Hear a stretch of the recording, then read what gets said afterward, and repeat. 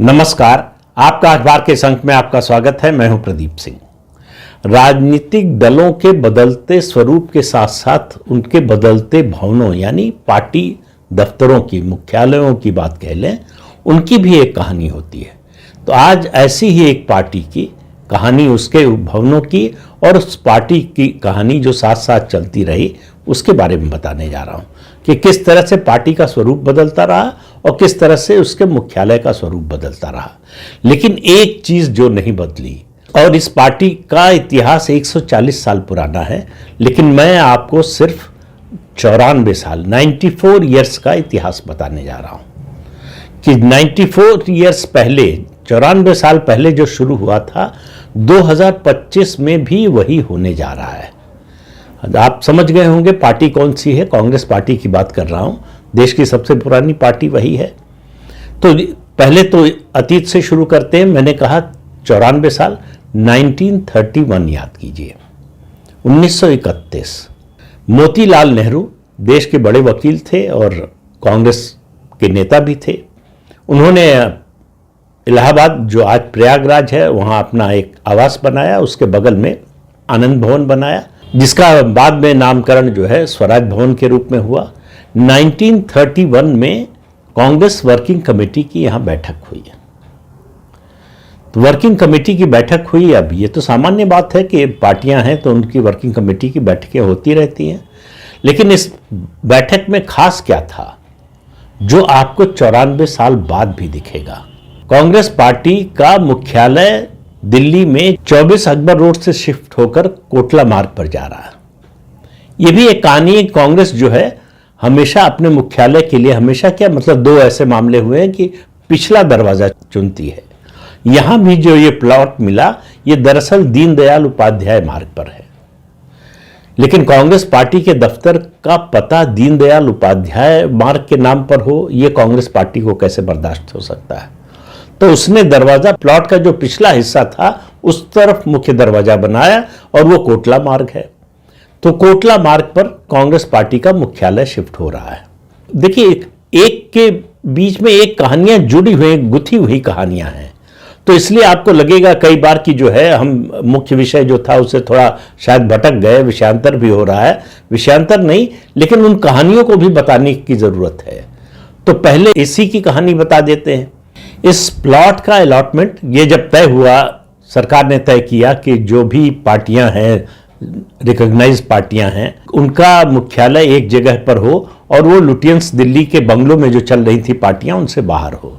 2009 में ये फैसला हुआ। ये कांग्रेस की उस समय सरकार थी, केंद्र में मनमोहन सिंह और सोनिया गांधी के नेतृत्व वाली।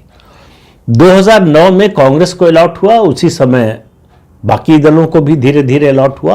और ये अलॉटमेंट हुआ उस समय जो उनकी लोकसभा में सदस्य संख्या थी, सांसदों की संख्या थी, उसके आधार पर कि किसको कितना बड़ा प्लॉट मिलेगा। तो जाहिर है उस समय कांग्रेस सबसे बड़ी पार्टी थी, तो सबसे बड़ा उसको प्लॉट मिलना था।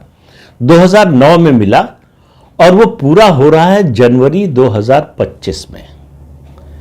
तो आप इससे अंदाजा लगा लीजिए कि कांग्रेस के काम करने की गति क्या होती है। अपना मुख्यालय बनवाने में कांग्रेस पार्टी को 16 साल लग गए, और वहीं भारतीय जनता पार्टी ने अपना मुख्यालय बनवाने का काम अगस्त 2016 में शुरू किया और 18 महीने बाद फरवरी 2018 में वो अपने नए भवन में शिफ्ट हो गए।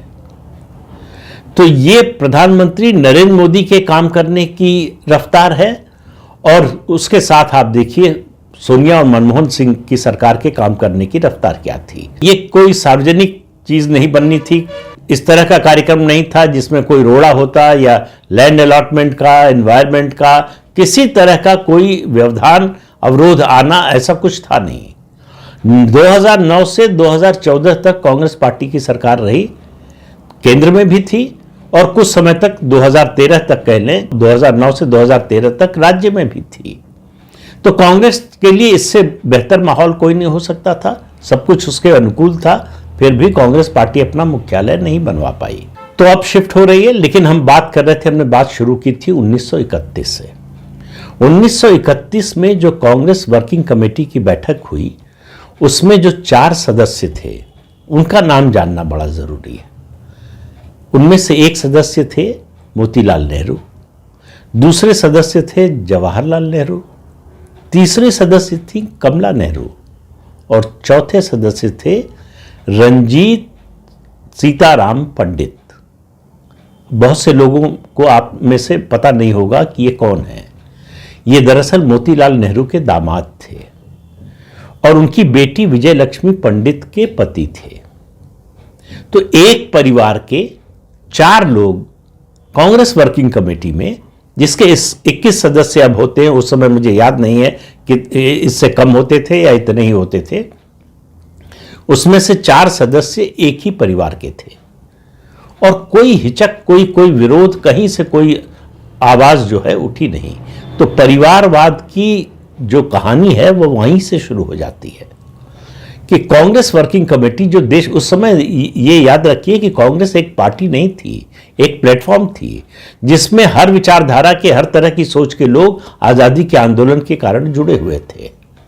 इसके बावजूद एक परिवार के 4 सदस्य कांग्रेस वर्किंग कमेटी में, जो डिसीजन मेकिंग कमेटी होती है, सबसे बड़ी कमेटी होती है। और अभी 2025 में जब नए भवन में अपने मुख्यालय में, मतलब जमीन अलॉट हो गई है तो परमानेंट मुख्यालय हो गया है, उसमें कांग्रेस पार्टी जाएगी, तो उसकी जो पहली वर्किंग कमेटी की बैठक होगी उसमें नेहरू परिवार के 3 सदस्य होंगे, सोनिया गांधी, राहुल गांधी और प्रियंका गांधी वाड्रा। ये 3 सदस्य होंगे। कोई चौथा सदस्य परिवार से राजनीति में नहीं है, इस वजह से चौथा सदस्य नहीं होगा।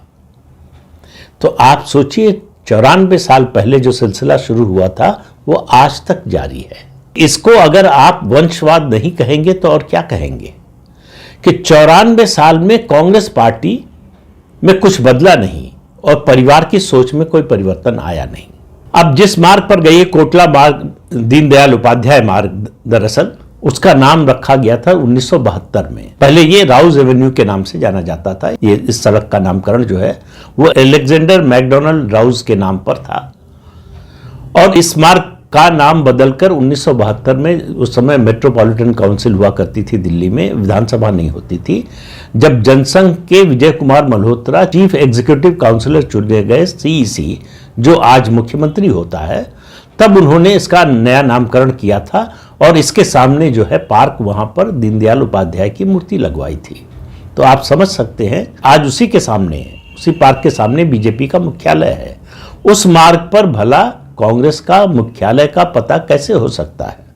तो इसलिए कांग्रेस ने दूसरा रास्ता चुना। वैसे एक और मुख्यालय का इसी तरह से उसने मुख्य द्वार बदला था, उसको रायसीना मार्ग पर मुख्यालय के लिए जगह अलॉट हुई थी, जहां आज नेहरू भवन है। वो कांग्रेस के मुख्यालय के लिए अलॉट हुआ था प्लॉट, लेकिन रायसीना मार्ग पर सामने जहां जो प्लॉट अलॉट हुआ था उसके सामने अटल बिहारी वाजपेयी का सरकारी आवास था, 6 रायसीना रोड। इसलिए कांग्रेस ने अपना मुख्य द्वार जो है वो बदलकर पीछे का जो प्लॉट का हिस्सा था, जो राजेंद्र प्रसाद मार्ग पर खुलता था, उधर बना दिया। हालांकि ये अलग बात है कि राजीव गांधी की हत्या के बाद ये भवन जो है कांग्रेस मुख्यालय की बजाय राजीव गांधी फाउंडेशन को दे दिया गया। लेकिन कांग्रेस के मुख्यालय के बदलने का सिलसिला, उसकी बात कर रहे थे हम लोग। वैसे ये भी बता दें कि 15 कोटला मार्ग पर जो है सीपीआई का दफ्तर है। अब विभाजित सीपीआई जो थी, विभाजन से पहले अब सीपीआई सीपीएम दोनों हो गए हैं और 1967 तक, 1967 तक सीपीआई लोकसभा में मुख्य विपक्षी दल की हैसियत थी उसकी। तो 1972 में उनका मुख्यालय बन गया था और ये मुख्यालय जहां बना था ये दिल्ली की जो पुरानी सेंट्रल जेल थी उसके सामने था, जो 1957 में जिसको शिफ्ट करके तिहाड़ ले जाया गया। और इसी बंगले के बगल में एक बंगला था जिसमें शेख अब्दुल्ला को नजरबंद रखा गया था 50s में। तो कांग्रेस मुख्यालय इलाहाबाद, जो प्रयागराज है, वहां से उठकर दिल्ली आया जून 1947 में, आजादी से थोड़ा सा पहले।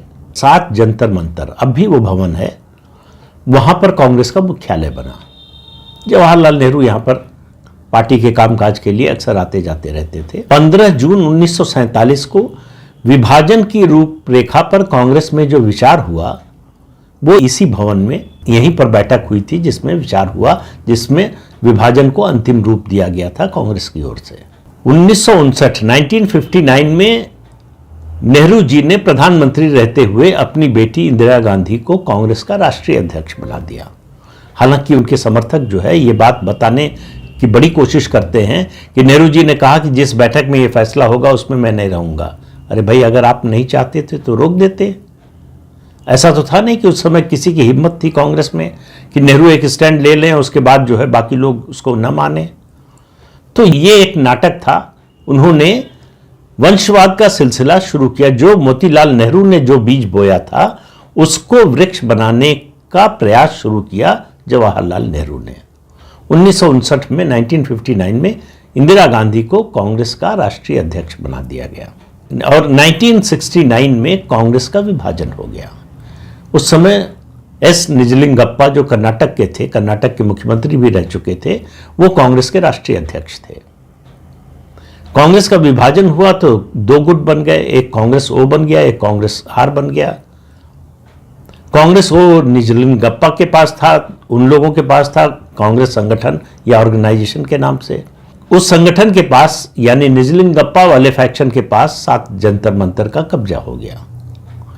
उसके बाद 1971 में इंदिरा गांधी ने लोकसभा भंग कर दी समय से पहले। चुनाव हुए, उसमें उनका प्रचंड बहुमत से उनकी जीत हुई। तो 69 में जब ये विभाजन हो गया तो इंदिरा गांधी का जो गुट था, जो फैक्शन था, उसकी बैठक मावलंकर भवन में हुई और 71 के बाद इंदिरा गांधी के गुट को जो मान्यता मिली वो कांग्रेस जगजीवन राम के नाम से। मावलंकर हाल में जो बैठक हुई थी वो जगजीवन राम की अध्यक्षता में हुई थी। कांग्रेस के कामकाज के लिए रायसीना रोड पर 3 और 5 नंबर का बंगला आवंटित हुआ कांग्रेस पार्टी को, जिसमें कांग्रेस पार्टी का काम होता था। लेकिन कांग्रेस का मुख्यालय उस समय 21 विंडसर प्लेस, जो अब भी है, वहां कांग्रेस का मुख्यालय हुआ करता था, जिस पर आपको अगर याद हो तो एक समय राष्ट्रीय मोर्चा जो एनटी रामाराव की अध्यक्षता में बना था उसका मुख्यालय हुआ करता था। बाद में पार्टी का मुख्यालय गया राजेंद्र प्रसाद रोड पर। 5 राजेंद्र प्रसाद रोड के जिस बंगले में पार्टी का मुख्यालय बना वो एक समय यानी 1969 तक देश के deputy prime minister Morarji Desai का सरकारी आवास हुआ करता था। और 1978 में पार्टी में फिर विभाजन हुआ और ये बड़ी इंटरेस्टिंग बात है। इसके बारे में शायद मैं आपको एक बार बता भी चुका हूं कि ये सब कैसे हुआ था। 1977 में इंदिरा गांधी हार गई, सरकार चली गई, रायबरेली से अपना चुनाव हार गई थी।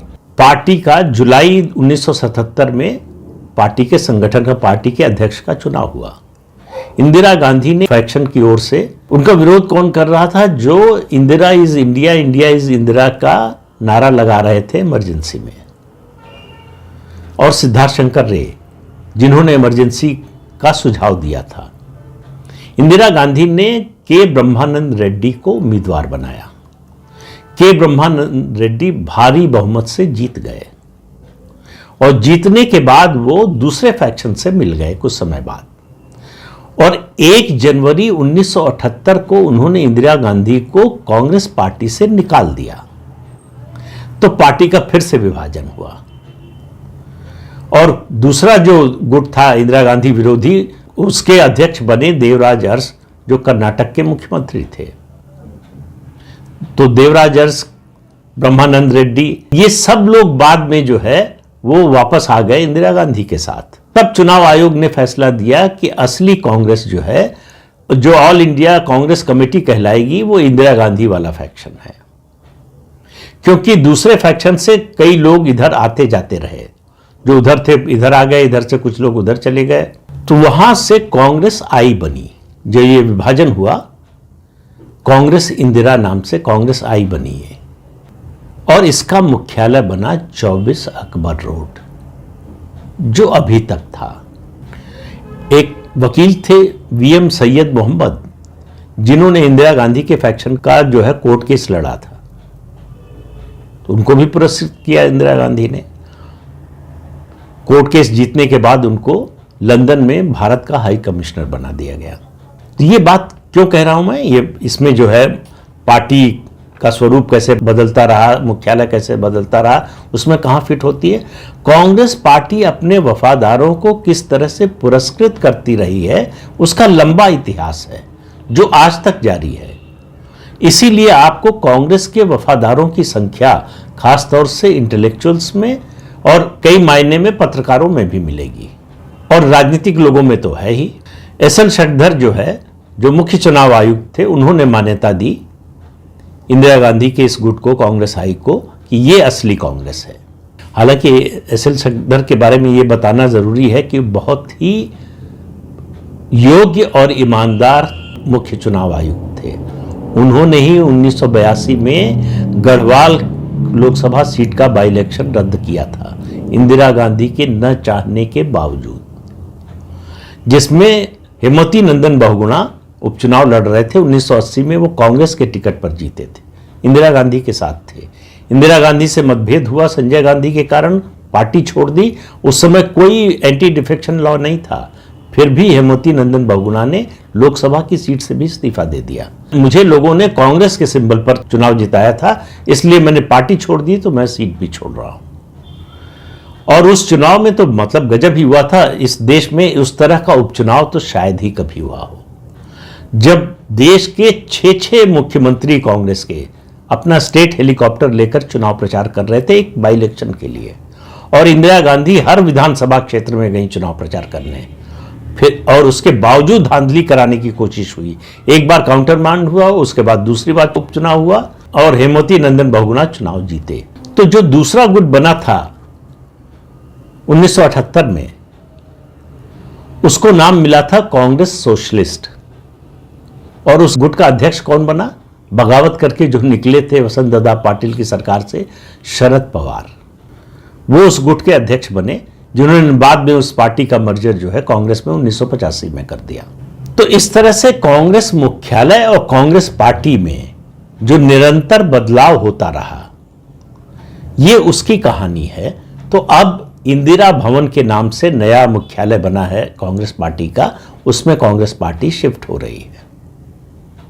लेकिन एक चीज जो नहीं बदली, वो परिवार का वर्चस्व इस पार्टी पर, जो 1931 में था, वही आज 2025 में भी है। तो इस पार्टी की एक कहानी जो है, इस पार्टी की कहानी अगर आप कहेंगे तो इस परिवार की कहानी भी साथ साथ चलती है। तो ये दोनों की कहानी साथ साथ चलती है, और ये कहानी बताती है कि देश में वंशवाद की राजनीति का सूत्रपात कैसे हुआ, उसको पुष्पित पल्लवित कैसे किया गया। तो इस अंक में इतना ही। अगले अंक में फिर मिलेंगे किसी नए मुद्दे के साथ। तब तक के लिए अनुमति दीजिए। आपसे अनुरोध है कि चैनल देखिए, शेयर कीजिए, लाइक कीजिए और सब्सक्राइब जरूर कीजिए। नमस्कार।